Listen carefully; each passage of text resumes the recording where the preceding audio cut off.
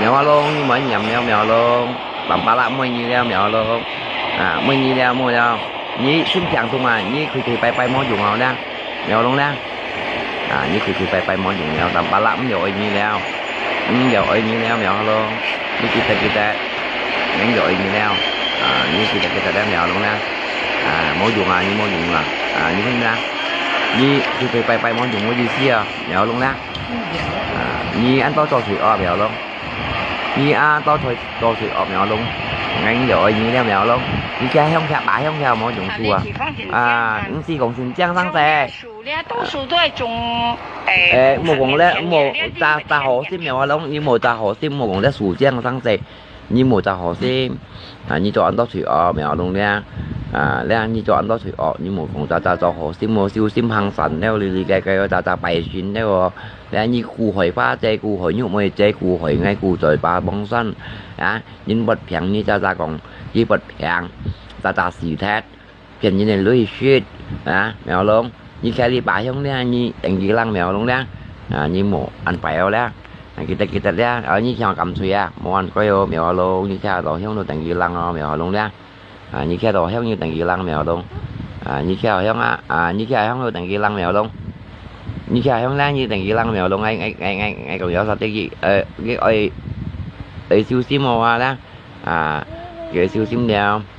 như mòn coi mèo luôn cái sự an thầy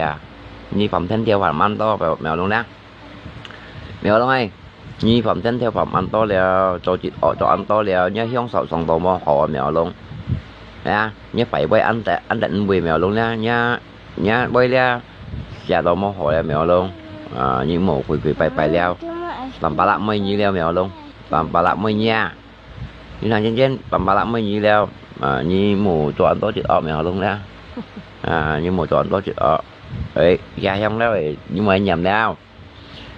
phá chạy xí với như hồi tò nhưng mà chạy với như hồi tò như phải của tuổi chết dạ như một phần xì xeo trước đấy cái bộ tí đó xăm xếp theo như chọn xẻ suối và bóng xanh với như dịch gì đó đó mèo luôn đó những gì cái siêu sim ta còn đấy còn cả bộ đeo xin chân thôi còn như phải nhìn cái này phải nhìn mèo luôn xin chân nha nhiều cũng thấy còn như mèo luôn như bay mặt cây như thành cái lăng mèo luôn ra như bay mặt cây thành cái lăng leo mèo luôn như bay mặt cây leo thành cái lăng như sao mà bộ để khiêu xuân nha mười món có mèo luôn khiêu nhá sim thì khen không leo món có leo mèo luôn như thế bốn to thủy như thế bốn to thủy mù cầm mệt nhiên đúng một khiêu xin bay bạc không bay mỗi dùng là mèo luôn đó như một khiêu sinh bay bạc luôn như cầm mệt nhìn nha như tôi một khiêu sinh bay bạc cũng leo mèo luôn như thành kia lăng leo nha như sim con thì leo là như cho thể bốn to tuyệt chạy bốn to hỏi như bay gì có thiên thì bay mày bay thay mày xài xin chết rồi thành kia lăng leo nhớ nhìn ăn phải ăn cù heo nhìn ăn cù hỏi như nó ăn bởi việt nam nhìn ăn bởi trong bay mèo luôn đó như bay rồi lấy xin chết màu hổ là mô hồ chủ là nhà cái nhà ly trong trời đấy ăn thụ ăn bởi củ hỏi nhìn nha mèo luôn nhà ly trong trời ăn thụ mèo luôn nhà ly trong trời ăn thụ đấy như ăn củ hỏi nhìn như một bài mèo luôn ăn xịt bài leo ăn xịt khuấy một khuấy ăn chơi có mèo luôn những siêu khuấy em khuấy hay những siêu ta họ xem nhìn mẹ trong khi này nhìn họ xem nhìn chơi bệt bộ tủ chơi đấy sai cái sòng nha mô còn phải nhìn mô củ hỏi nhìn mèo luôn đó ngay sòng tì còn như tì đấy ngay sòng tì đấy ngay sòng tì đấy ngay sòng thế này thầy tì còn như tì đấy cụ hỏi như ăn to đều ngày một siêu liên nha cái hiong như kita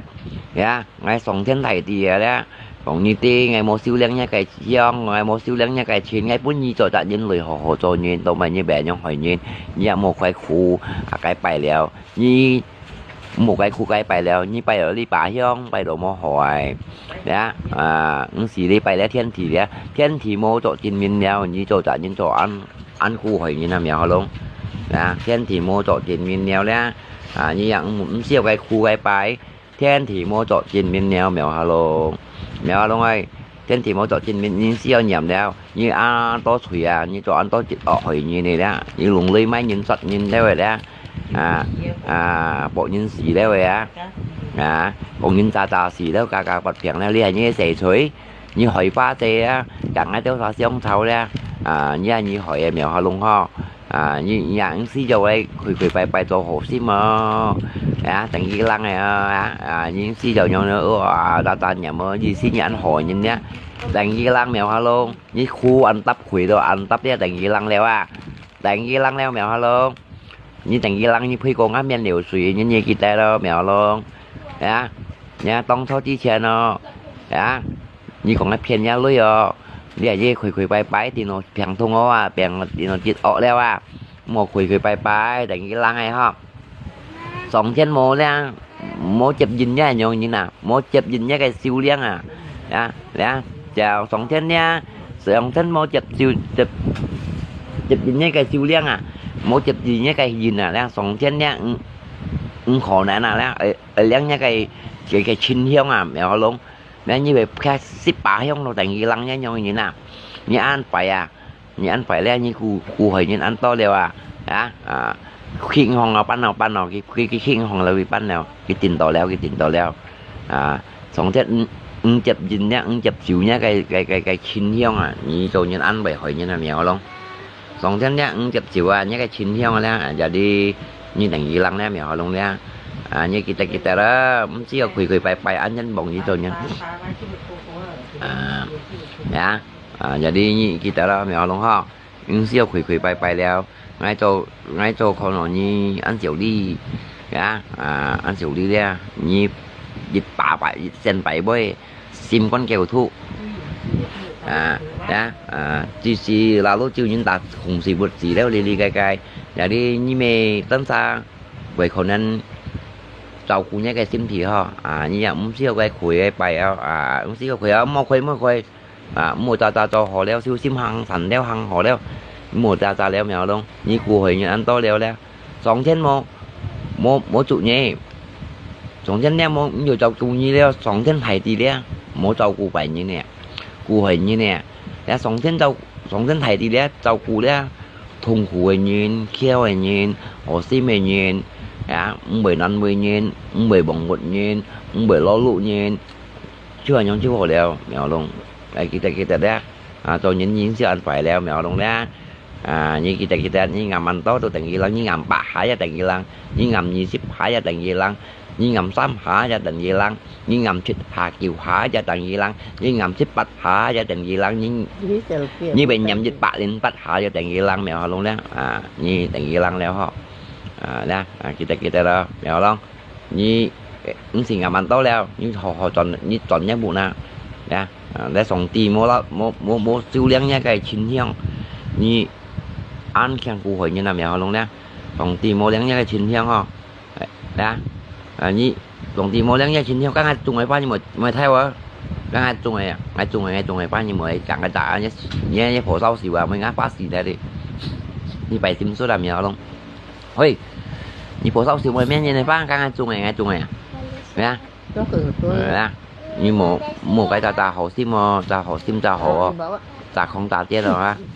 nhưng mà ta không ta tính như sao ở sợ là cho hồ xí mà mò lô mèo luôn mò leo ra kita ra sống tên tài thì ra một cái giống một tờ lì man nhé cái giống mèo luôn như một cái sau đấy thổi cho ai như tân pha gì nhé không chẳng riêng họ mèo luôn ai như gì nhé không chẳng đâu riêng họ như một cái sau nhé thổi cho ai